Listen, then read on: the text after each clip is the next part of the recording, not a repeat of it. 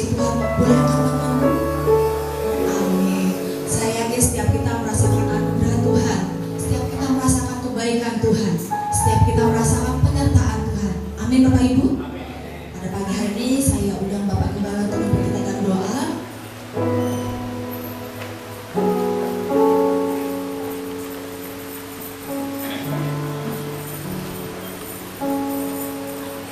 Puji Tuhan.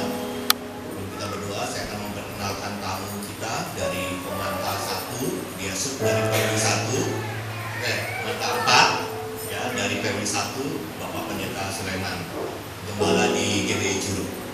Ya, selamat datang Bapak, Ibu, dan Saudari. Mari Bapak Ibu kita berdoa bersama. Puji syukur, Maha besar namamu mengasasi langit. Anugerahmu selalu ada dalam hidup kami. Bapa yang Esa hidup selamanya di surga. Tuhan, pada pagi hari ini kami ingin memuji Tuhan, menyembah Tuhan, mengagungkan nama Tuhan. Kami berdoa ya Tuhan Yesus, Engkau mau mengampuni dan menerima pertobatan kami. Darah Tuhan Yesus berkuasa dalam hidup kami. Roh Kudus melingkupi kami. Kami serahkan kebaktian ini dalam tangan pengasihan-Mu dalam nama Bapa, Putra, dan Roh Kudus, Allah yang Esa. Haleluya. Amin. Amin. Kita persiapkan hati kita. Saya mau undang Bapak Ibu untuk duduk tenang, mengambil saat teduh. Masing-masing kita berdoa, mengucap syukur Bapa penyertaan Tuhan. Tuhan gak pernah jauh dari hidup kita. Anugerahnya selalu nyata sepanjang hidup kita. Sungguh baik Tuhan.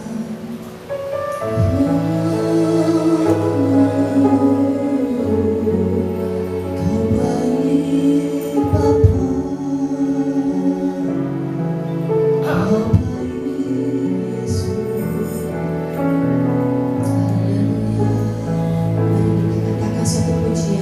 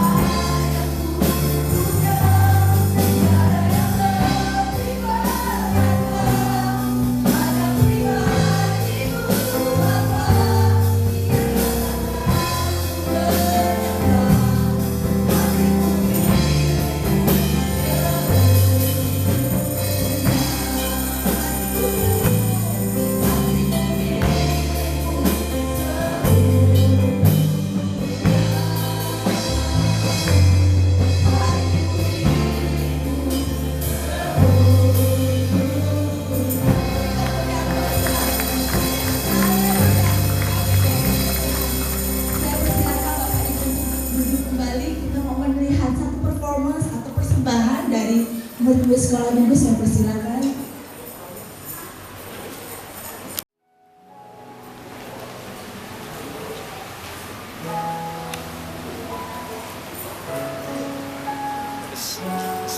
Sini lagi ya, oke, udah.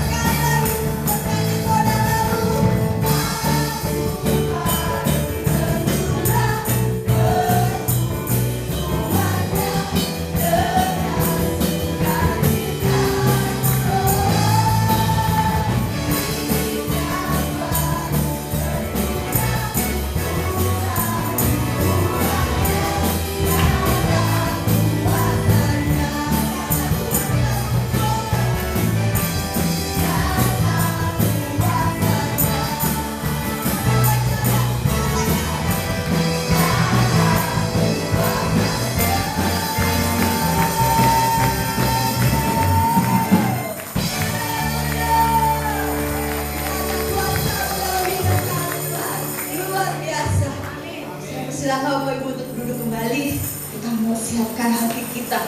Kita mau siapkan roh kita.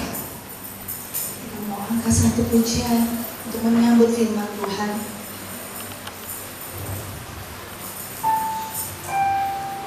Engkaulah harapanku Tuhan. Oh yes Lord. Kekuatan kami Tuhan. Roh-Mu penghiburan buat kami.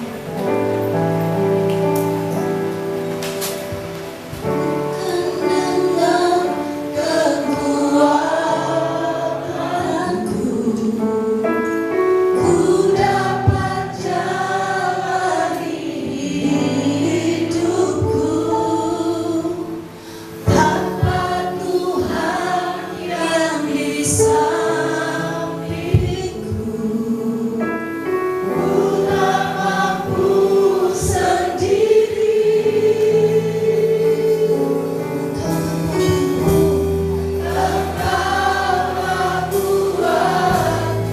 kuatku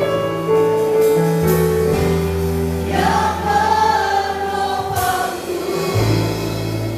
Ku pandang wajah-Mu dan berseru, pertolonganku datang dari-Mu.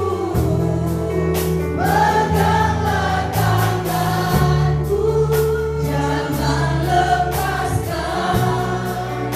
Kaulah harapan dalam hidupku.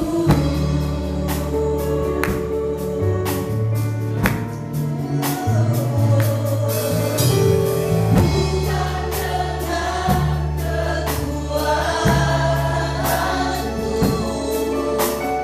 ku dapat jalani hidupku tanpa Tuhan yang di sampingku. Kami tak mampu sendiri.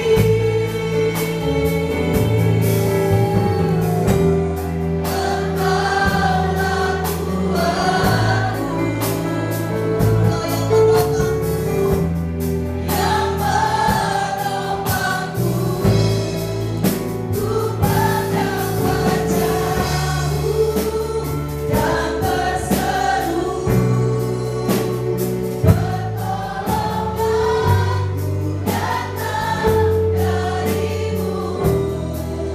Peganglah tanganku, jangan lepaskan. Kaulah harapan dalam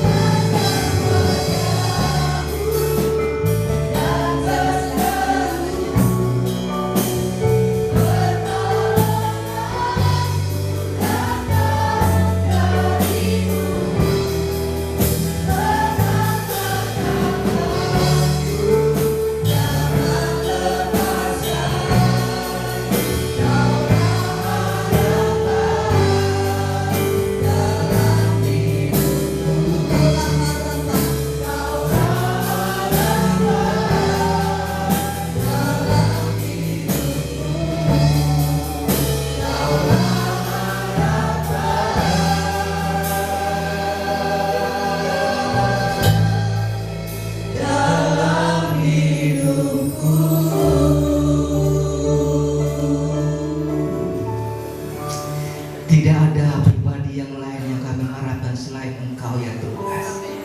Karena Engkaulah pengharapan kami yang pasti. Di dalam Engkau tidak ada kekecewaan. Terima kasih Tuhan Yesus.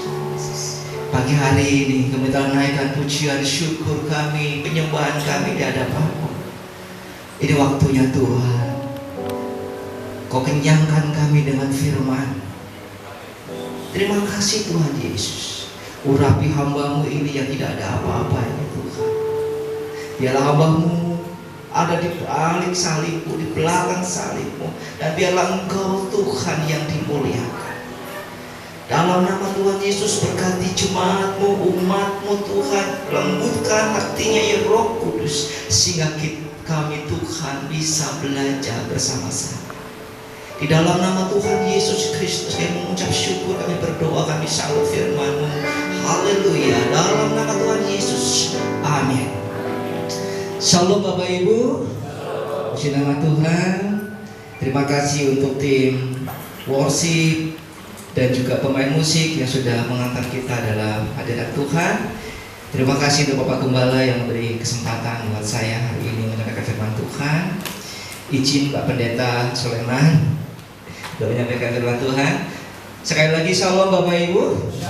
Sekali lagi shalom Bapak Ibu. Saudara bersuka cita, amin. Oke, kita akan belajar kebenaran firman Tuhan.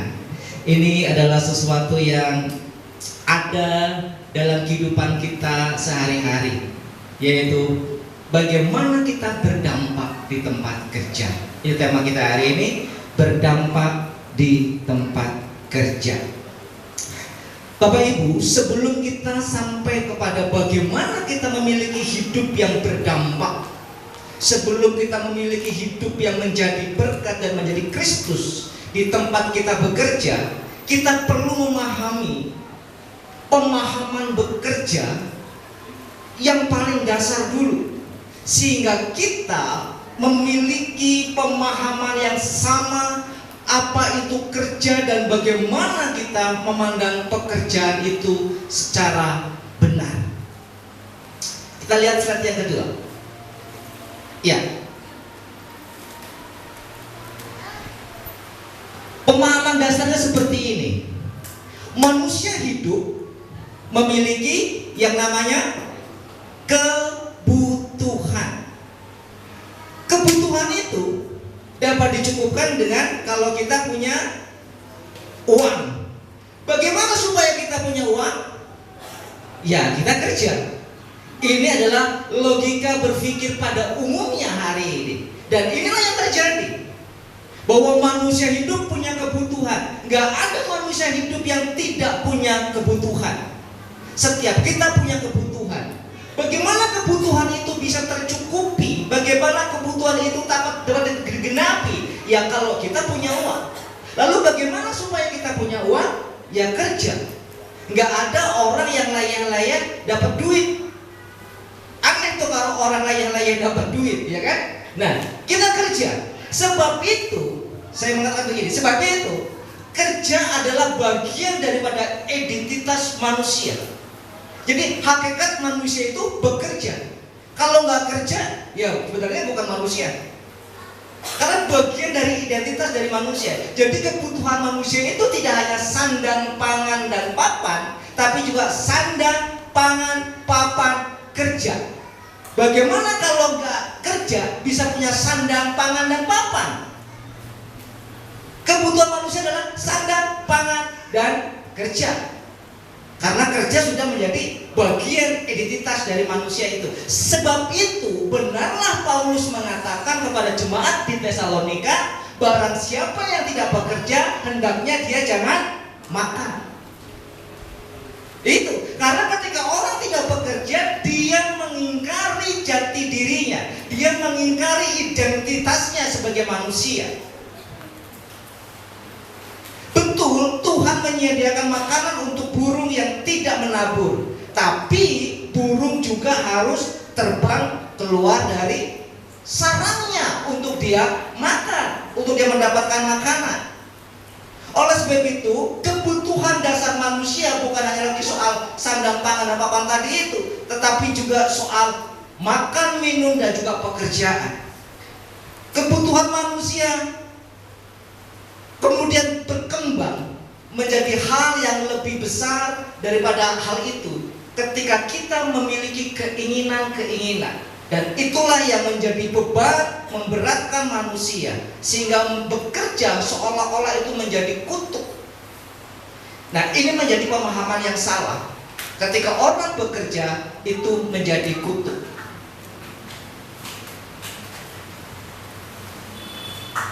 Mohon izin Pak Anto, ini sedikit dihentikan karena ininya terbang. Mohon izin ya, mohon izin. Oke, sudah. Terima kasih. Jadi Yang pertama, kita harus memiliki pemahaman yang benar dulu tentang pekerjaan itu adalah sebagai kebutuhan manusia. Yang kedua adalah jangan terjebak kepada dualisme atau dikotomi yang salah tentang pekerjaan. Jadi saya mengatakan tadi, pekerjaan dipandang sebagai kutuk karena orang hanya melihat Kejadian pasal 3 ketika kutuk diberikan kepada manusia, dengan susah payah akan mengusahakan tanah, bekerja dengan susah payah. Tetapi dia lupa bahwa pekerjaan itu sudah dimulai dari Kejadian 2. Izin Pak Anto membacakan satu ayat buat kita. Silakan Pak Anto, biar semua dengar. Oke. Firman Tuhan di dalam Kejadian 2 ayat 15 demikian firman Tuhan. Tuhan Allah mengambil manusia itu dan menempatkannya dalam Taman Eden untuk mengusahakan dan memelihara taman itu. Amin. Terima kasih. Dibawa aja mic-nya Mr. Anto, karena nanti banyak ayat yang minta tolong untuk dibacakan. Jadi saudaraku, inilah dikotomi yang salah. Orang menganggap bahwa kerja itu sebagai kutuk, tetapi kerja dimulai sebelum manusia itu jatuh ke dalam dosa. Dan orang berpikir begini, dikotomi yang salah adalah ketika orang bekerja di dunia sekuler, orang mengatakan itu pekerjaan duniawi. Lalu ketika orang bekerja di gereja, dianggap itu pekerjaan yang rohani. Pekerjaan gerejawi disebut sebagai pekerjaan yang rohani, dan pekerjaan yang sekuler disebut sebagai pekerjaan yang duniawi. Tidak demikian saudara kasih Tuhan. Karena perintah bekerja sudah dimulai dari Kejadian pasal yang kedua. Manusia diperintahkan untuk mengusahakan taman itu. Jadi manusia di Taman Eden itu bukan ditempatkan untuk leha-leha, untuk leyeh-leyeh, untuk mager, untuk malas-malesan, untuk kongko-kongko, tetapi untuk mengusahakan taman itu. Untuk mengusahakan taman itu. Dan kita lihat tadi, Tuhan menempatkan manusia di taman itu dan memerintahkan manusia itu supaya dia mengusahakan taman itu. Kata mengusahakan, kita lihat dari teks Ibrani-nya, kata mengusahakan itu adalah avodah. Avodah ini kemudian diserap dalam bahasa Arab menjadi ibadah. Avodah itu memiliki tiga prinsip dalam tradisi Yahudi, yaitu work, worship, and service. Jadi dalam satu kata avodah itu dipahami sebagai kerja benar, tetapi sebagai ibadah, worship, penyembahan kepada Tuhan, dan juga tentang pelayanan. Jadi avodah bagi tradisi agama Yahudi adalah tangan yang ke atas yang menyembah Allah, tangan yang turun bekerja, dan ringan tangan untuk melayani. Itu prinsipnya. Jadi kata avodah ini, worship ini harus dipahami dengan benar sehingga kita melihat pekerjaan itu dengan cara yang benar. Jadi saudara kasih Tuhan, kita harus stop bilang kerja itu duniawi, karena kerja itu rohani, karena kerja itu ibadah. Tuhan yang perintahkan untuk kita bekerja melalui Adam. Usahakan taman itu, kita bekerja. Oleh sebab itu, kerjakanlah pekerjaanmu dengan segenap hatimu seperti untuk Tuhan dan bukan untuk manusia. Kolose 3 ayat 23, apapun juga yang kamu perbuat, perbuatlah dengan segenap hatimu. Apa yang kau kerjakan hari ini, ingat, ibadah tidak hanya kita hari ini. Ketika engkau mengurus rumah tangga di pabrik, itu ibadah. Apapun pekerjaanmu hari ini, saudara yang hari ini kerja jadi GoFood, GoSend, Gojek, itu adalah ibadah. Lakukanlah yang terbaik. Ketika saudara bekerja antar jemput anak sekolah, itu ibadah. Lakukanlah dengan tanggung jawab, lakukan dengan sungguh-sungguh, lakukan yang terbaik. Baru kita berbicara mengenai bagaimana kita memiliki dampak dalam pekerjaan. Ketika kita memiliki persepsi yang sama tentang pekerjaan. Jadi kerja itu adalah avodah, worship, ibadah. Lakukan untuk Tuhan.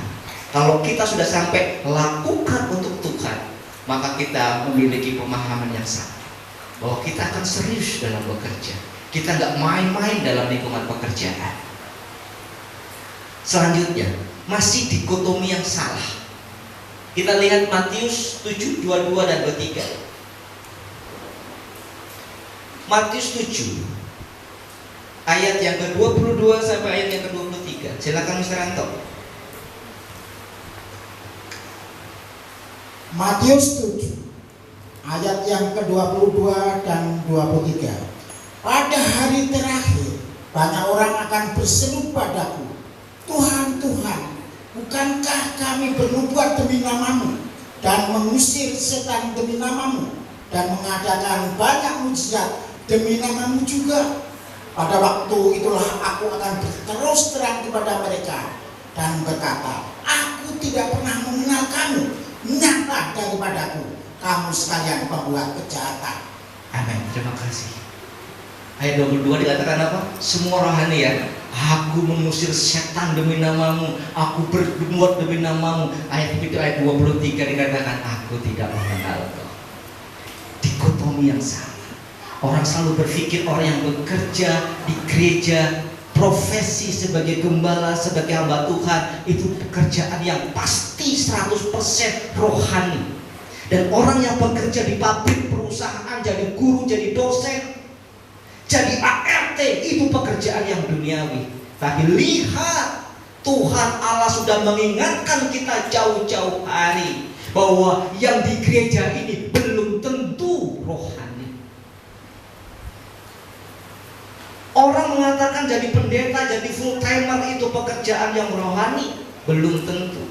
Karena bagi sebagian orang dan banyak kita melihat itu juga hanya profesi, bukan panggilan untuk melayani, tapi untuk bisnis, cari duit, cari hidup.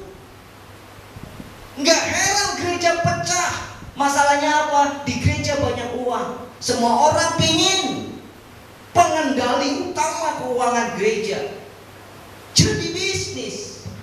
Orang cari hidup di gereja.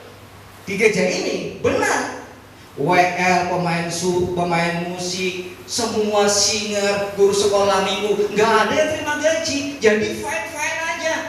Tapi di gereja besar ini bagian dari full timer, ada gaji yang diterima tiap bulan. Nah, ketika kita tidak memiliki motivasi cara pandang yang benar, semakin banyak jadwal, semakin banyak BRI Brimo masuk. Brimo hari Minggu 3 kali pelayanan, berarti ada 3 kali Brimo. Satu minggu 7 kali pelayanan, bagaimana? 7 kali Brimo masuk. Jadi saya mengatakan ini dikotomi yang salah. Mengatakan bahwa pekerjaan yang di dunia, pekerjaan sekuler itu adalah pekerjaan duniawi, sedangkan pekerjaan di gereja ini adalah pekerjaan yang rohani. Belum tentu. Yang di gereja ini bisa jauh lebih rohani. Yang di sekuler sana jangan-jangan jauh lebih yang rohani. Yang di sini bisa jauh lebih duniawi. Ketika kita hanya memikir soal dihormati, penghormatan, dihargai, prestis, hati-hati. Tuhan Yesus sudah mengatakan sejak dari awal. Orang yang gak terima dikatakan, aku sudah melayani engkau Tuhan 20 tahun misalnya. Aku sudah jadi guru sekolah minggu 25 tahun. Aku sudah menjadi koordinator remaja Tuhan 15 tahun. Aku sudah menjadi musik full timer, gak dibayar Tuhan. Tapi kalau kita memiliki hati yang salah, pemahaman yang salah, endingnya seperti itu, ditolak Tuhan. Selesaikan dikotomi yang salah ini, bahwa semua yang kau kerjakan, ketika kau mengerjakannya untuk Tuhan, itu adalah ibadah. Sebab itu lakukan. Hari ini kau kerja jemput anak sekolah, lakukan itu ibadah. Berdampaklah di situ, menjadi orang yang bertanggung jawab. Yang gak bertanggung jawab apa? Anaknya keluar dari sekolah jam 12. Jam 12 dia baru berangkat dari rumah. Anaknya nunggu di sekolah, yang repot missnya jagain. Berarti missnya komplain kepada mamanya, kok belum dijemput. Mamanya sudah kasih tanggung jawab kepada yang jemput. Problemnya apa? Yang jemput ini yang gak bertanggung jawab. Anak pulang jam sekolah, jam 12 sekolah, jam 12 siang. Siang jemput ini harus jam 12 nyampe itu, atau 5 menit nyampe di situ. Menjadi orang yang dapat dipercayai. Orang tua sudah mempercayakan anaknya. Itu sesuatu yang luar biasa. Kalau ada orang tua mempercayakan anaknya ke orang lain, itu sudah dahsyat luar biasa. Bagi bapak ibu yang bekerja untuk jemput anak sekolah ini dapat dipercayai. Apalagi era hari ini, gak mudah. Bagaimana kita menjadi belum di kantor kita, perusahaan kita sebagai apapun itu. Kalau sikap hati kita benar di hadapan Tuhan, maka motivasimu juga akan benar. Dan benarlah apa yang tanganmu kerjakan. Dan itu menjadi ibadahmu kepada Tuhan. Dan nama Tuhan dimuliakan atas pekerjaanmu itu. Amin saudara. Kita harus memandang kerja sebagai ibadah.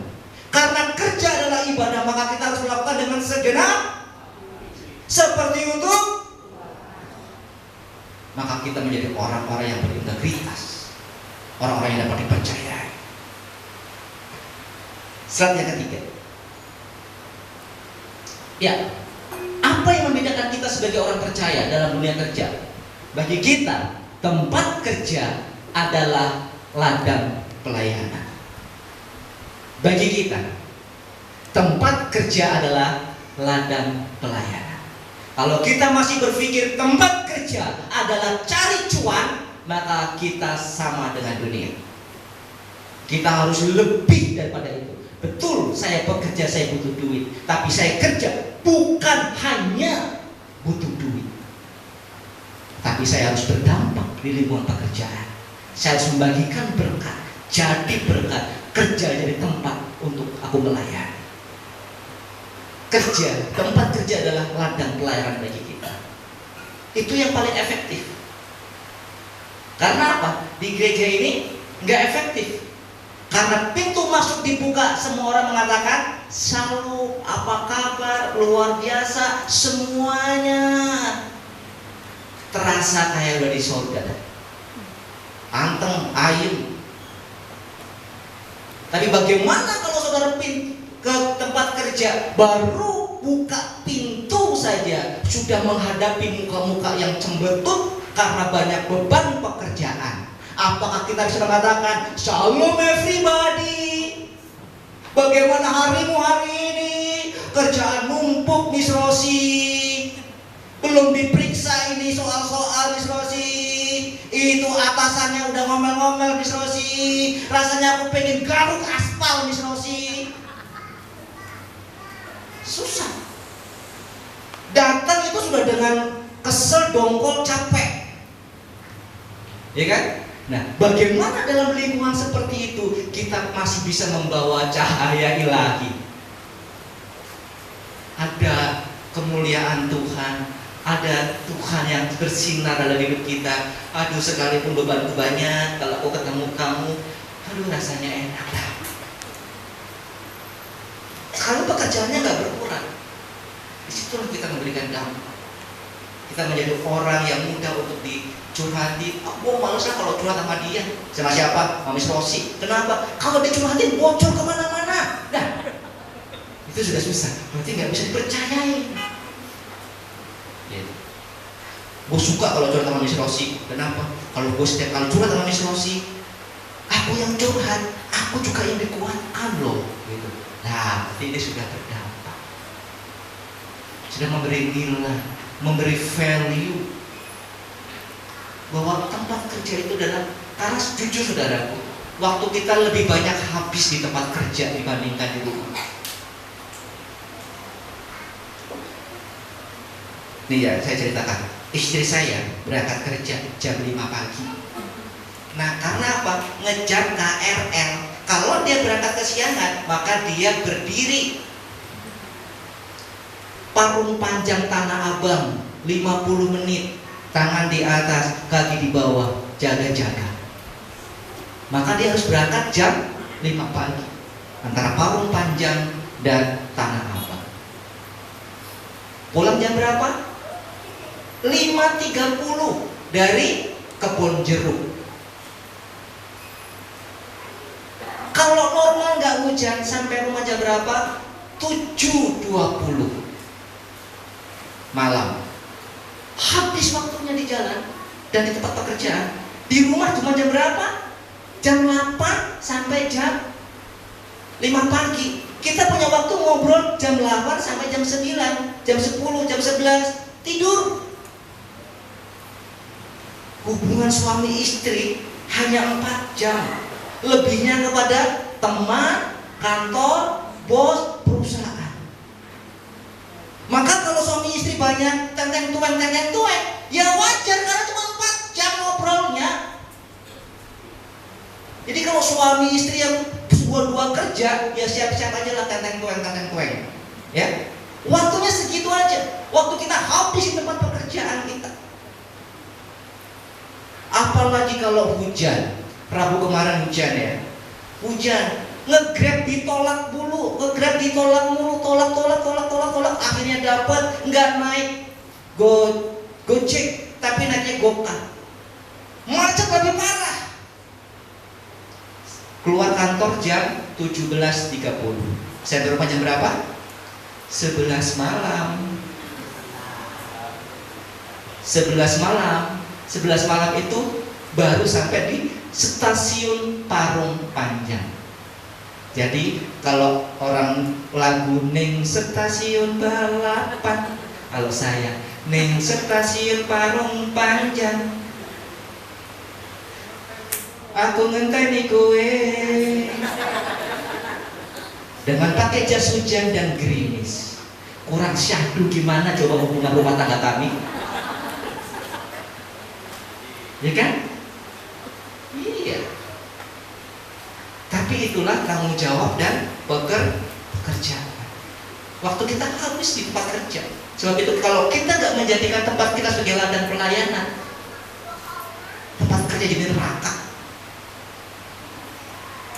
Tempat kerja jadi neraka. Kita ketemu dengan manusia yang sama ini, si toge goreng ini, yang mulutnya bener-bener dah. Kalau dia salah, cepat lempar tanggung jawab. Kalau kita salah, diunyeng-unyeng. Ada tuh manusia seperti itu. Kalau kita yang salah, kita diunyeng-unyeng. Kayaknya langit ini mau runtuh nih ya kan. Kayaknya udah berbuat dosa sedosa-dosanya deh. Kayaknya hukumannya udah kerak neraka deh gitu kan. Padahal kesalahannya cuma administrasi misalnya. Nah, bon dan lain sebagainya. Tapi kalau dia yang salah, kayaknya dunia biasa-biasa aja gitu loh. Ada yang manusia kayak gitu, idih. Ampun dah. Oke.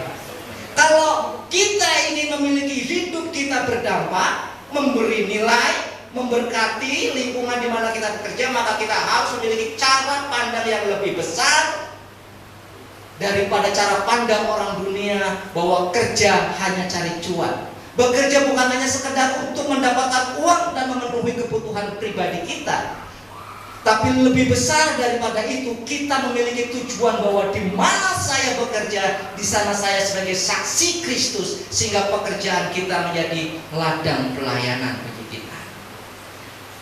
Dengan demikian kita memberi nilai yang berbeda dari orang-orang dunia.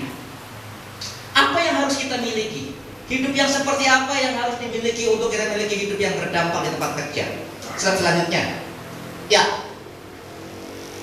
Karena landasannya adalah Kolose 3 ayat 23, maka bekerjalah dengan segenap hati.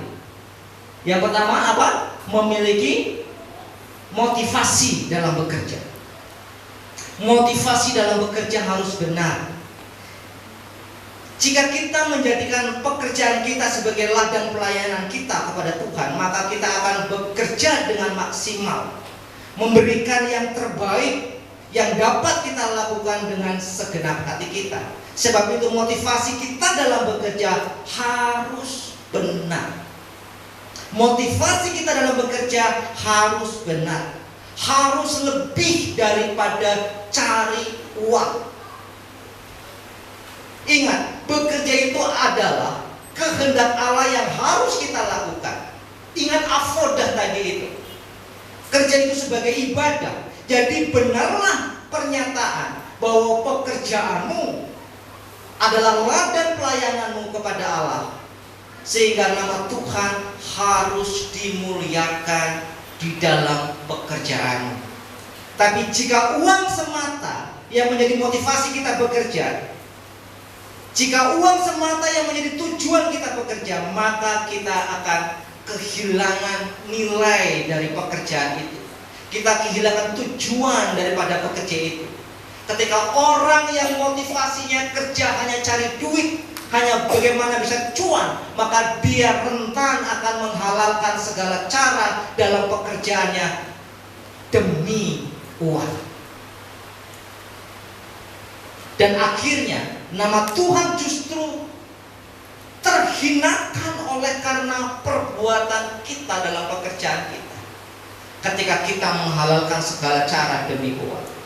Pada saat kita bekerja dengan tidak benar, menentang firman Tuhan, melanggar norma dan nilai, disitulah kita memalukan nama Tuhan. Bekerja bukan lagi ibadah, bekerja kehilangan nilai esensinya sebagai perintah Allah. Bekerja hanya sebatas cari uang dalam rangka pemenuhan kebutuhan. Bekerja tidak lagi sebagai ladang pelayanan, tetapi bekerja untuk memuaskan kedagingan kita.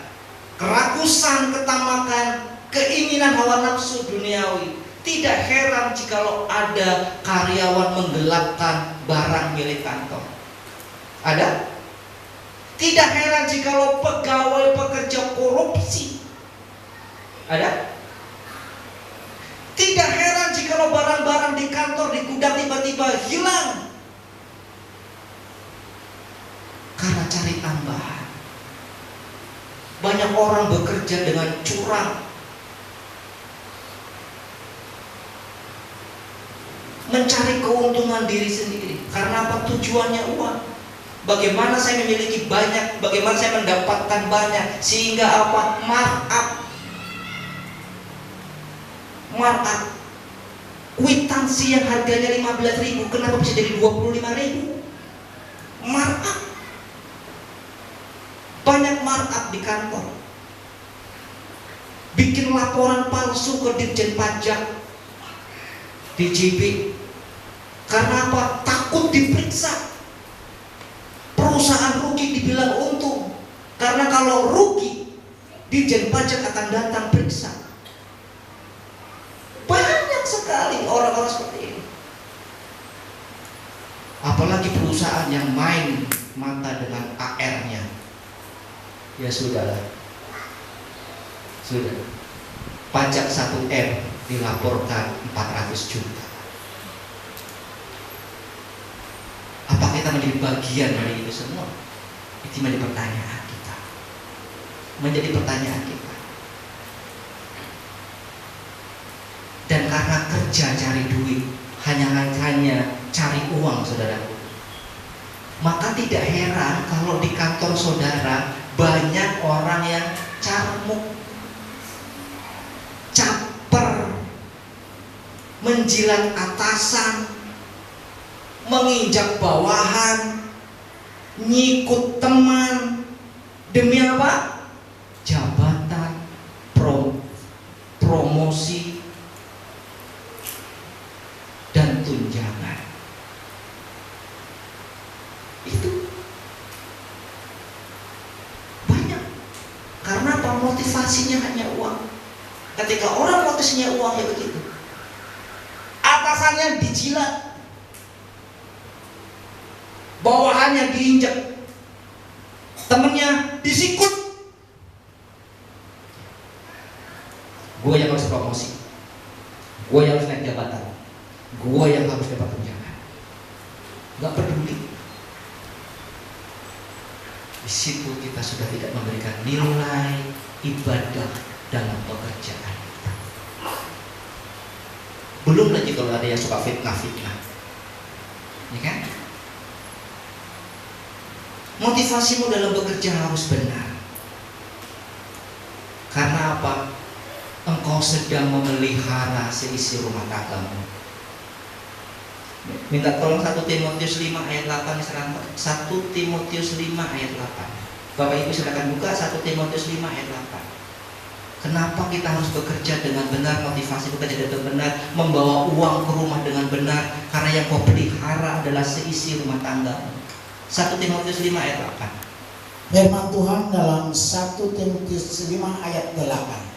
Tetapi jika ada seorang yang tidak memeliharakan sanak saudaranya, apalagi seisi rumahnya, orang itu murtad dan lebih buruk dari orang yang tidak beriman. Amin. Kita bekerja dalam rangka apa? Karena kita nggak mau murtad, karena kita tidak memelihara isi rumah tangga kita. Tapi jangan kasih uang haram. Jangan kasih uang haram yang kau bawa pulang. Kenapa kita bekerja? Karena kita ingin memelihara. Karena 1 Timotius 5 ayat 8, celakalah orang yang tidak memelihara seisi rumah tangganya. Kita memelihara, memenuhi kebutuhannya dan kita bekerja. Bekerja dengan benar, motivasi yang benar sebagai ibadah. Bukan bekerja hanya cari uang yang menghalalkan segala cara. Karena yang kau bawa pulang yang untuk menghidupi anak istrimu menjadi haram. Anakmu, istrimu mau kasih makan uang korupsi, uang mencuri, uang markup. Enggak demikian, kan? Sebab itu ketika kita bekerja dengan motivasi yang benar, kerja sebagai ibadah, kita bekerja untuk memelihara sisi rumah tangga kita. Jangan beri mereka makan anak istrimu dari hasil kecurangan, hasil kerja yang tidak jujur, hasil memeras, hasil menipu.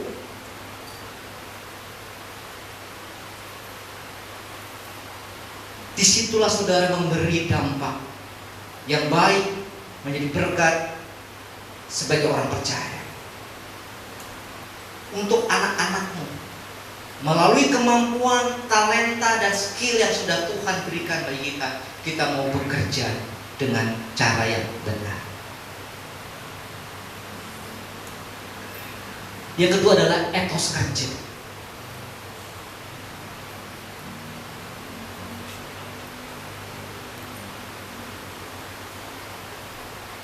Saudara kasih Tuhan, ini adalah bagaimana kita orang percaya bekerja dengan tanggung jawab, profesionalisme yang benar di hadapan Tuhan.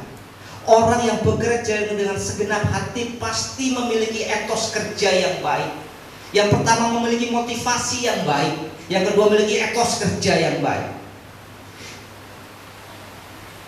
Orang yang memiliki etos kerja yang baik, dia akan bisa bekerja sama, tidak egois, mementingkan diri sendiri. Banyak orang cari selamat sendiri. Jujur, di lingkungan pekerjaan banyak orang cari selamat sendiri. Terserah orang lain di PHK, terserah orang lain dimarahin bos, terserah orang lain dicaci maki, yang penting saya tidak. Kalau orang yang punya etos kerja yang baik, maka dia bisa bekerja sama. Bahwa kita kerja adalah tim, bekerja dengan profesional dan disiplin, juga komitmen dengan tanggung jawabnya, bukan tipe orang yang lari dari tanggung jawab. Kalau kita menjadi orang-orang seperti ini, kita tidak lagi mengerjakan pekerjaan sebagai ibadah. Bekerja dengan segenap hati berarti berusaha memberikan yang terbaik, bekerja sebaik-baiknya dengan maksimal. Bukan supaya dapat pujian dari bos atau atasan, tapi kita sadar aku melakukannya untuk Tuhan yang telah memelihara hidupku, seisi rumah tanggaku melalui pekerjaan ini. Sebab itu cintailah pekerjaanmu dan lakukanlah dengan rasa syukur. Jadi kalau kita mau kerja baik, tujuannya bukan karena mendapatkan pujian, bukan ingin menunjukkan bahwa kita yang paling jago, bukan. Ketika kita bekerja dengan baik, landasannya satu. Karena aku mengasihi Tuhan yang sudah memberikan pekerjaan ini kepadaku, dan melalui pekerjaan yang Tuhan berikan ini terpeliharalah seisi rumah tanggaku. Sebab itu aku akan mengerjakan pekerjaanku dengan cinta, dengan rasa syukur. Gak ada itu sumut-sumut dalam pekerjaan. Kalau saudara masih sumut-sumut dalam pekerjaan, ngedumel ngomel dalam pekerjaan, berarti landasannya bukan rasa cinta dan syukur. Output yang keluar, yang kau hasilkan, akan dirasakan oleh orang-orang di sekitarmu. Mereka akan terberkati dari nilai-nilai yang kau praktekkan dalam hidup sehari-hari di pekerjaan. Pasti akan dirasakan bahwa kamu adalah pribadi yang berbeda, yang gak sama dengan karyawan-karyawan yang lain. Yang biasa kerja dengan sumut-sumut dan ngedumel akan bekerja dengan rasa syukur, bekerja dengan sukacita. Yang bekerja biasa dengan kecemasan dan ketakutan akan bekerja dengan semangat dan optimis.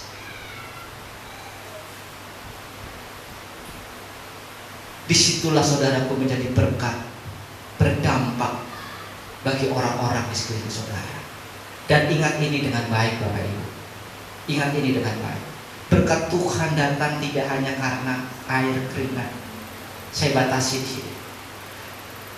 Berkat Tuhan itu datang tidak hanya karena air keringat, kerja keras, tapi juga berkat Tuhan datang juga karena air mata, doa.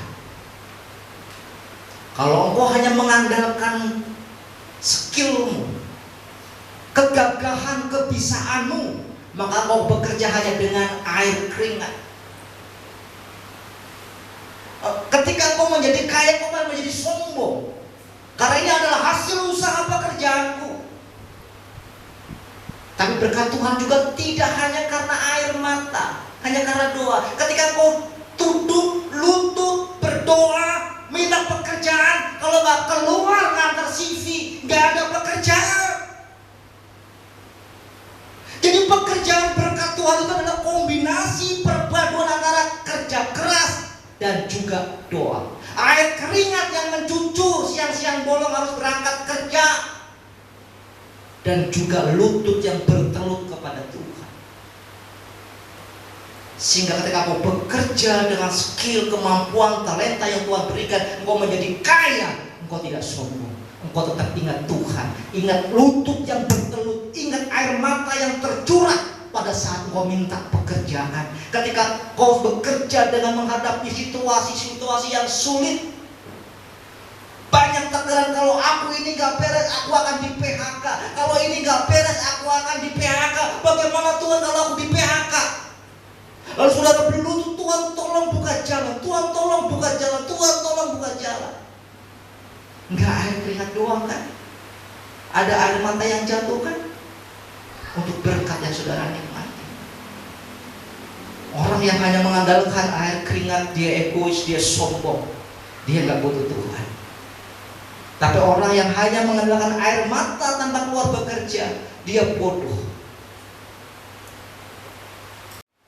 Sehingga ketika engkau kaya, engkau tidak menjadi sombong karena engkau sadar bahwa bukan karena kuat dan gagah kita, tapi karena Tuhan yang memberkati. Karena kemurahan Tuhan saya ada hari ini.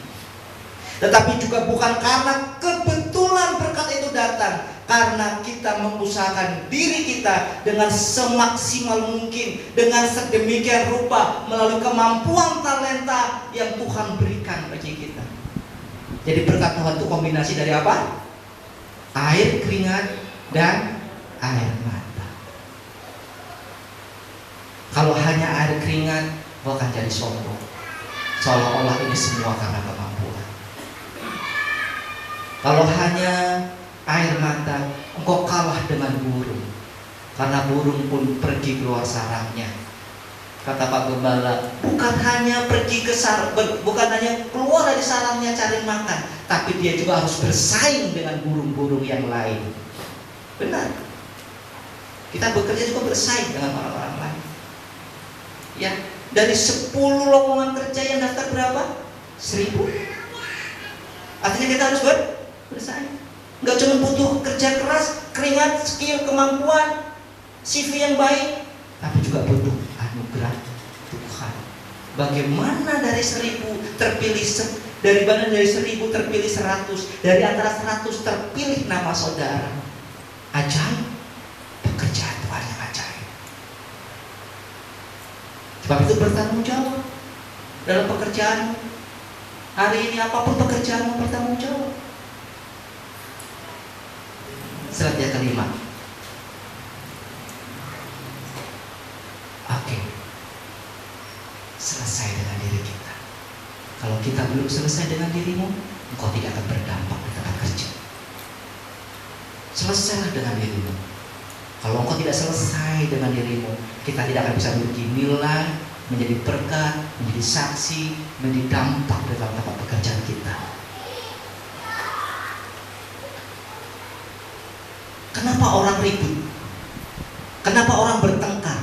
Kenapa orang adu mulut di tempat kerja? Karena dia belum selesai dengan dirinya sendiri. Karena dia belum selesai dengan diri sendiri. Ketika orang masih berusaha cari validitas, ketika orang masih cari validitas di tempat kerja, dia rentan ribut. Ketika tidak dihargai, tidak dihormati, tidak dianggap tidak penting, dia akan tersinggung, menjadi marah dan ribut dengan sesama temannya atau ribut dengan atasannya. Orang yang belum selesai dengan dirinya, dia bekerja ingin menunjukkan dialah yang paling menonjol, dia yang paling jago, dia yang paling mengerti semuanya, dia yang paling penting dan paling berkuasa. Jadi dia harus dihormati.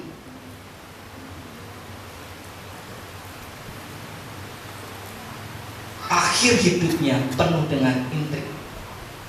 Orang yang belum selesai dengan hidupnya, saudara, ketika dia ada di lingkungan pekerjaan, maka akhirnya hidupnya penuh dengan intrik, hidupnya munafik. Segala cara dilakukan supaya kelihatan paling baik di mata atasan. Gak peduli menjelekkan teman, memfitnah teman, kasih laporan palsu ke atasan. Sikap hidup seperti ini tidak akan menjadi berkat. Dia akan menjadi toksik di lingkungan pekerjaan. Saya berharap tidak ada jemaat Tarawih Cibauri jadi toksik di lingkungan pekerjaan. Jangan jadi toksik. Selesai dulu dengan dirimu. Berdamai dengan dirimu supaya engkau bisa berdamai dengan orang lain. Kenali dulu tujuan engkau bekerja supaya apa? Motivasimu bekerja itu benar. Motivasi bekerja itu benar. Jangan jadi serupa dengan dunia ini. Apa yang dihalalkan oleh dunia ini, jangan kau juga halalkan dalam hidupmu kalau kau tidak sama dengan mereka. Jika tujuanmu hanya uang, jabatan, dan kedudukan semata-mata, engkau serupa dengan dunia ini. Maka dengan mudah kita akan tergelincir dari nilai-nilai kebenaran firman Tuhan. Dan sesungguhnya tidak ada bedanya kita sebagai orang Kristen dengan mereka yang tidak pernah mengenal kebenaran firman Tuhan. Kita lihat Kolose 3:15 dikatakan apa? Kristus harus memerintah dalam damai sejahtera. Kristus hendaknya memerintah dalam hati. Orang yang sudah selesai dengan hidupnya, ketika damai sejahtera Kristus memerintah dalam hidupnya, kita akan menjadi orang yang sudah selesai. ketika Kristus memerintah dalam hati kita. Yang kedua, Roma 14 ayat 19 mengatakan apa? Mengejar yang mendatangkan apa? Damai sejahtera. Mengejar apa yang berguna dan mengejar apa yang membangun. Ciri orang yang sudah selesai dengan hidupnya, dia dipimpin, diperintah oleh Kristus. Damai sejahtera Kristus memerintah dalam hatinya. Dan apa yang dia cari? Yang dia cari adalah, tujuan yang dicari adalah damai sejahtera. Apa yang membangun, apa yang berguna. Jikalau belum itu semua, orang belum selesai dengan dirinya. Pasti dia akan mencari validitas, mencari penghormatan. Dan akhirnya apa? Ribut, ketersinggungan, ketersinggungan. Dan yang terakhir, lanjut, ya.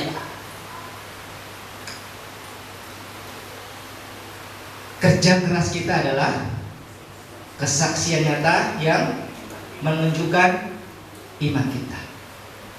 Orang lain akan melihat Kristus melalui cara kita bekerja. Karena apa? Pohon itu dikenal dari buahnya. Matius 12 ayat 15. Silakan Seranto.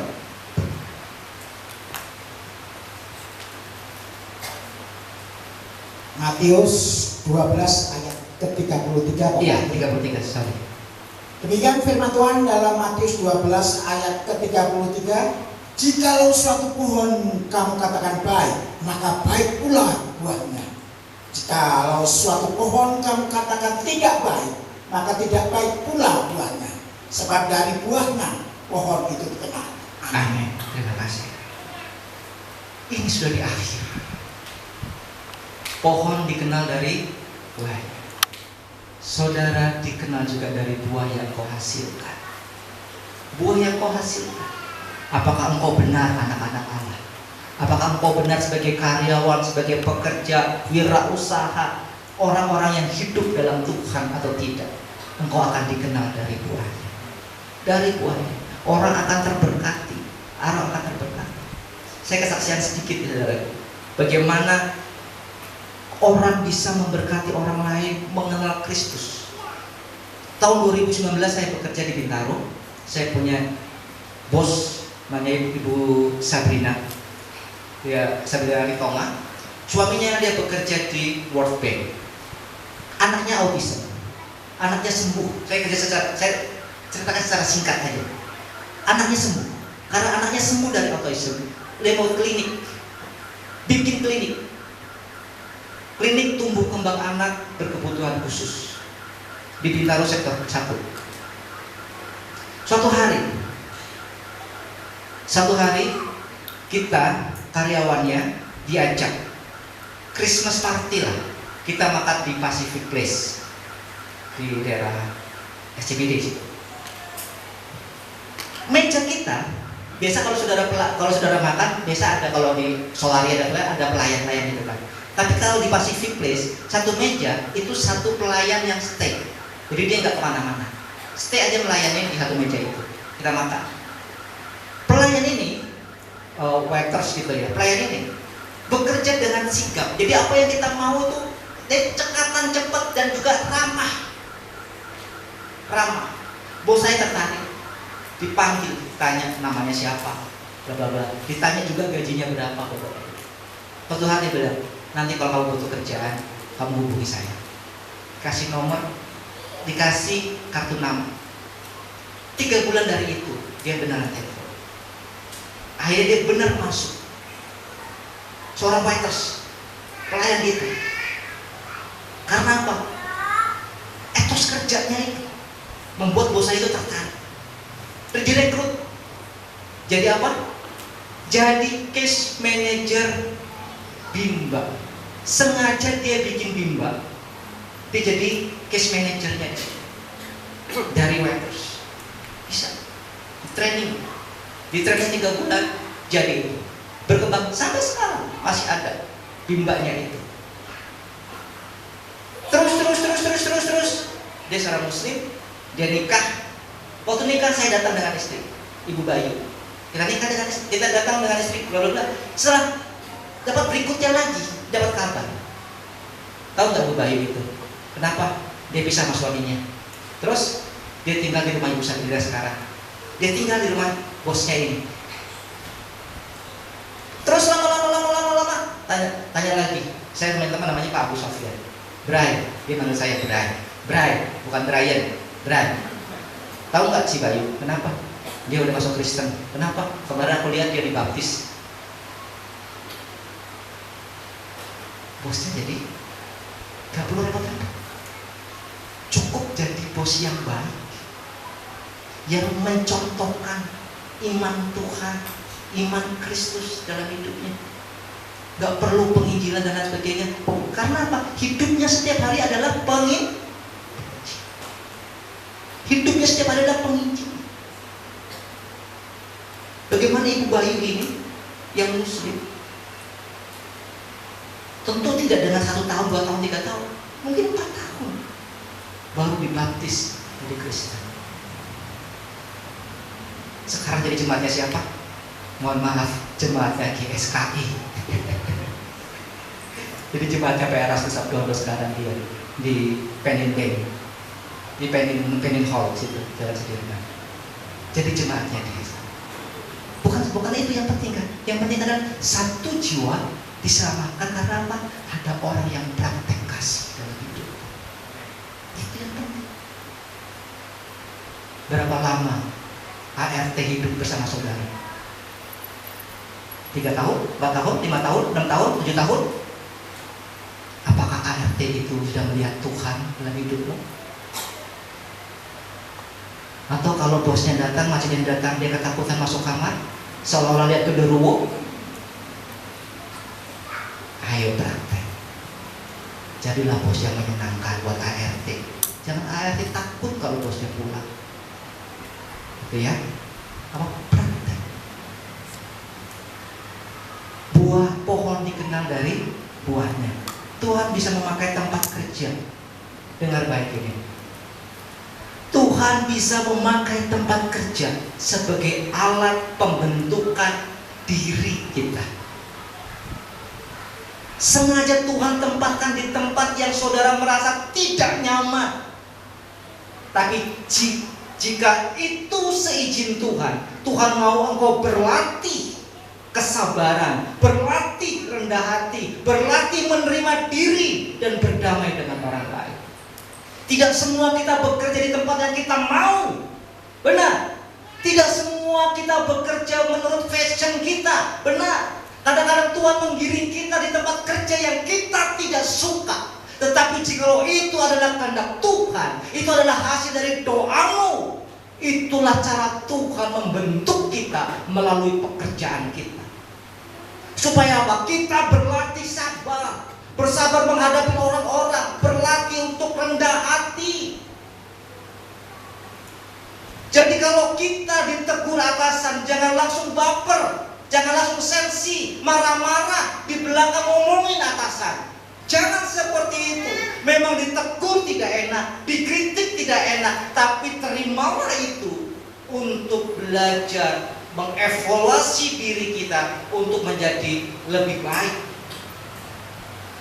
Dimanapun Tuhan menempatkan kita bekerja, kita harus punya iman, kita harus percaya ada maksud baik Tuhan. Ada maksud baik Tuhan, kenapa dia menempatkan aku di pekerjaan ini. Ada tujuan Tuhan untuk mengubah hidup kita, untuk memberkati orang-orang di sekeliling kita, untuk memberikan nilai bagi mereka dan menjadi berkat bagi orang-orang di sekeliling kita. Pahami itu dengan sungguh-sungguh. Tujuan Allah dalam pekerjaanmu adalah ketika mereka yang tidak mengenal kebenaran, mereka melihatmu dalam bekerja, mereka merasakan kasih dan kemurahan Allah yang engkau praktekkan dalam hidupmu sehari-hari. Itu saja. Tujuan Allah apa dalam hidupmu, dalam pekerjaan, supaya mereka yang tidak mengenal Allah, setelah melihatmu dalam bekerja, mereka melihat kasih, melihat kemurahan Allah, merasakan kasih dan kemurahan Allah, sehingga dari buahnya lah pohon itu dikenal. Benar, maka dari buah yang engkau hasilkan, engkau akan dikenal sebagai anak-anak Allah. Sehingga dari buahnya lah pohon itu dikenal. Dari buah yang kita hasilkanlah nama Tuhan dimuliakan.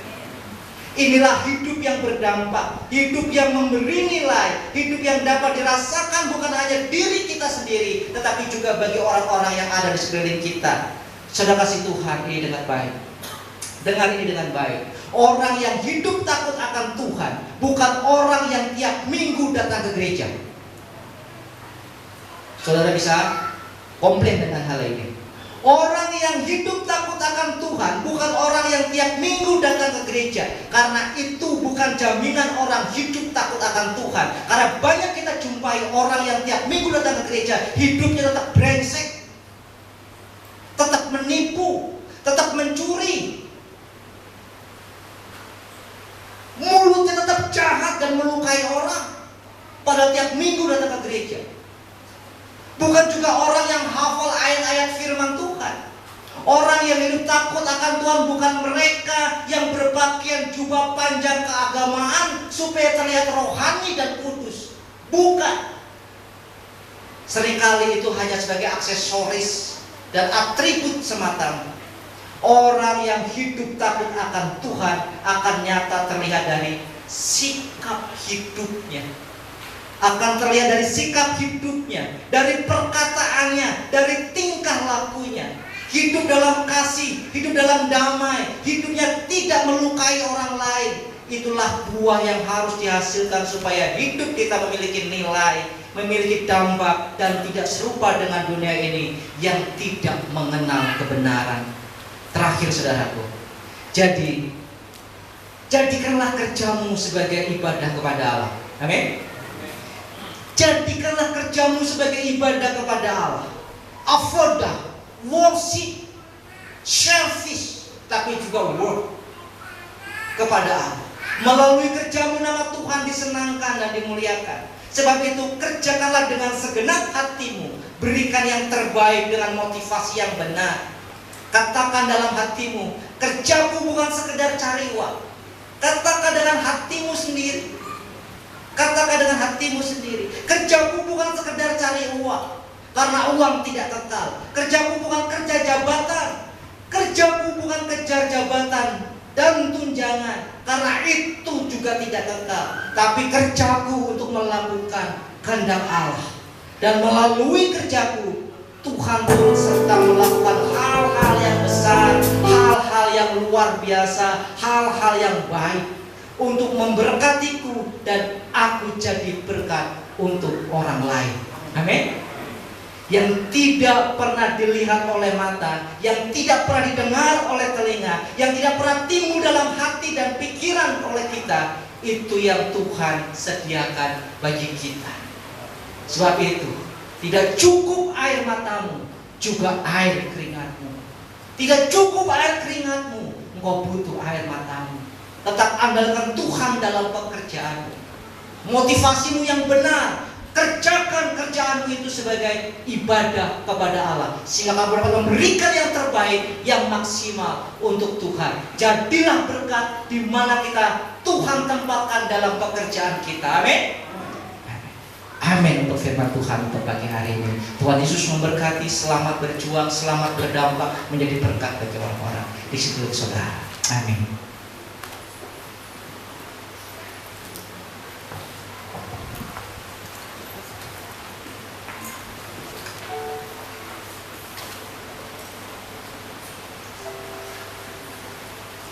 Sebelum kita doa, kenapa engkau berlutut dan meneteskan air mata? Karena engkau memandang Allah yang besar dan ajaib. Kenapa engkau harus keluar rumah dan berkeringat, mencucurkan keringat? Karena engkau melakukan kehendak Allah. Ada satu lagu yang kita nyanyikan bersama-sama.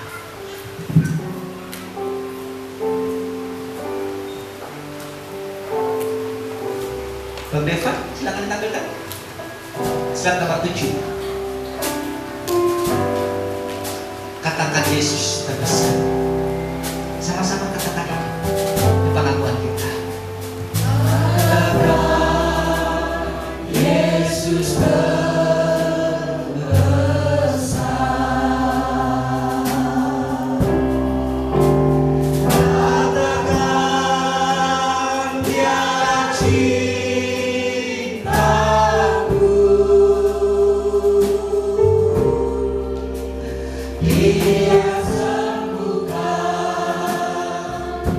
Dia ampuni dan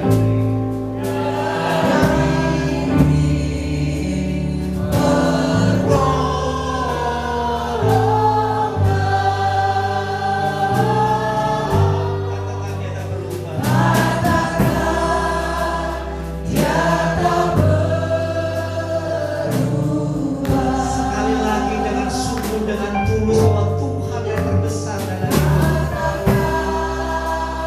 Yesus terbesar. Dengan tulus di hadapan Tuhan.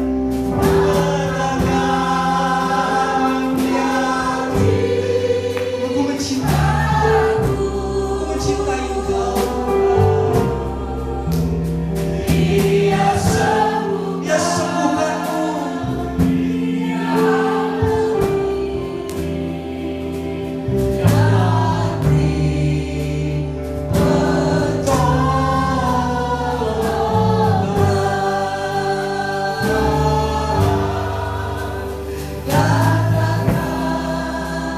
Dia sembuhkanmu.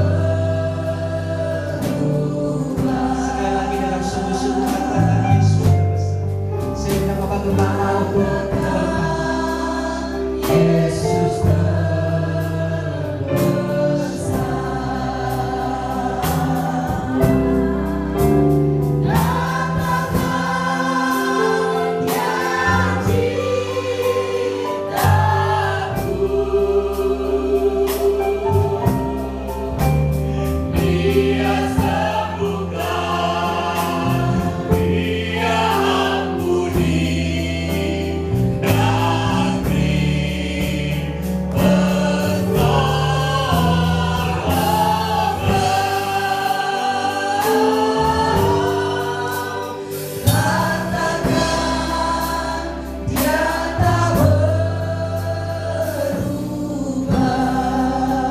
Bapa kami yang di surga, Tuhan Yesus Kristus yang Maha, firman-Mu tidak berubah.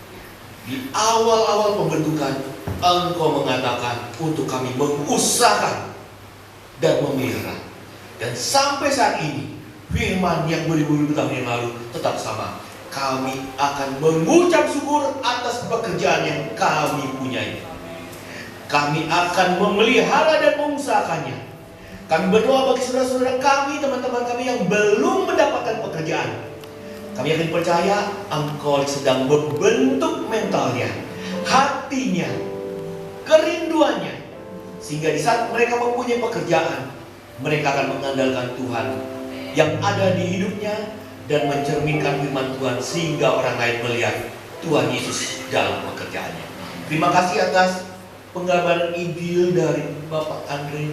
Tuhan berkati pekerjaan, Tuhan berkati keluarganya dan istrinya menopang menolongnya. Terpujilah nama-Mu, segala cita-cita dan keinginannya Tuhan wujudkan. Dalam nama Tuhan Yesus kami berdoa bersyukur. Haleluya. Amin. Dan takut akan Engkau ya Tuhan. Kami rindu Tuhan. Keadilan itu akan menjadi hak tiap dari kami sebagai warga negara Tuhan. Kami rindu Tuhan, Indonesia akan berubah menjadi satu negara yang baik di mata-Mu. Terima kasih Tuhan. Terima kasih. Kami yakin Tuhan Engkau mendengar semua permohonan kami. Dan kami yakin Tuhan itu selaras dengan keinginan Tuhan. Dalam nama Tuhan Yesus kami telah berdoa dan sangat bersyukur. Yang percaya katakan amin. Terima kasih untuk Pak Musa. Kalau sebentar kita akan mendengarkan pengumuman, saya mengundang Bapak Gembala untuk pengumuman dan doa.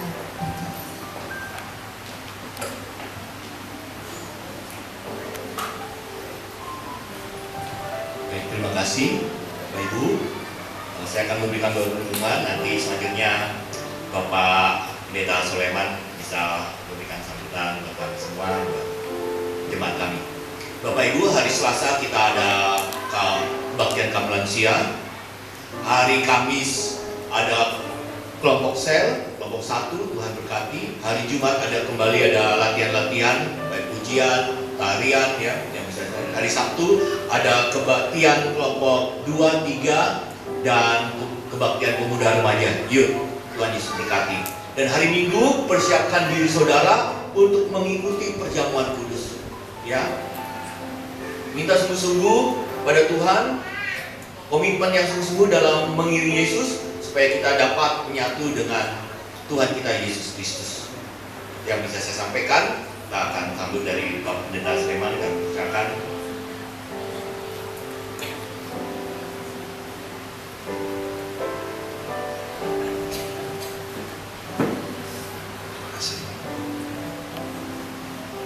Shalom Bapak Ibu semua. Shalom. Terima kasih buat kesempatan yang diberikan kepada saya oleh Bapak Gembala, Bapak Wosi Lembong, dan Om Ferry yang saya kenal juga sudah cukup lama.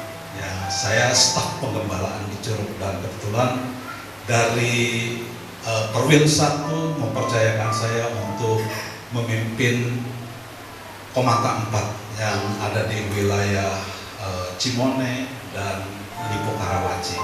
Dan saya bersyukur pada pagi hari ini, ya kalau semalam saya sempat tanya Pak Osi, ibadah jam berapa? Jam 8. Kenapa Pak? Saya mau kunjungan, puji Tuhan. Ya itulah, walaupun tidak seberapa mungkin ya di mata teman-teman, tetapi itulah tanggung jawab yang mau saya jalankan ya sebagai tugas dari Komata 4 ya, mengunjungi rekan-rekan gembala, melihat apakah teman-teman sehat. Kalau mereka sehat, sukacita, apalagi jemaat di tempat ini saya lihat luar biasa antusiasnya ya. Tuhan memberkati kita semua, tetap antusias. Doakan pelayanan di tempat ini, doakan juga buat gembala di tempat ini supaya terus gereja ini bertumbuh, menjangkau jiwa-jiwa yang belum terjangkau. Dan saya percaya Tuhan akan bekerja memberkati jemaat di tempat ini dengan luar biasa. Tuhan berkati kita semua. Terima kasih Bapak Pendeta Sleman, singkat padat. Terima kasih Ibu yang selalu mengiringi Bapak. Salam buat keluarga dan jemaat. Baik Bapak Ibu, kita akan pulang ke rumah kita masing-masing. Nanti ada beberapa rapat ya, rapat kita mengucap syukur. Dana-dana sudah bisa terkumpul untuk kita melakukan hari besar, baik malam Natal, dan malam tahun baru, dan menyambut tahun baru. Tuhan Yesus berkati. Mari kita bangkit berdiri. Terima berkat pada Tuhan. Ya Tuhanku, aku hendak bersyukur. Terima semua Tuhan.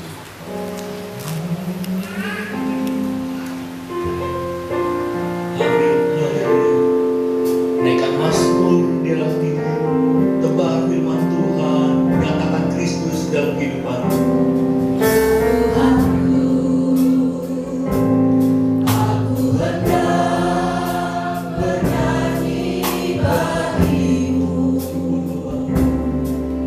Selama aku hidup.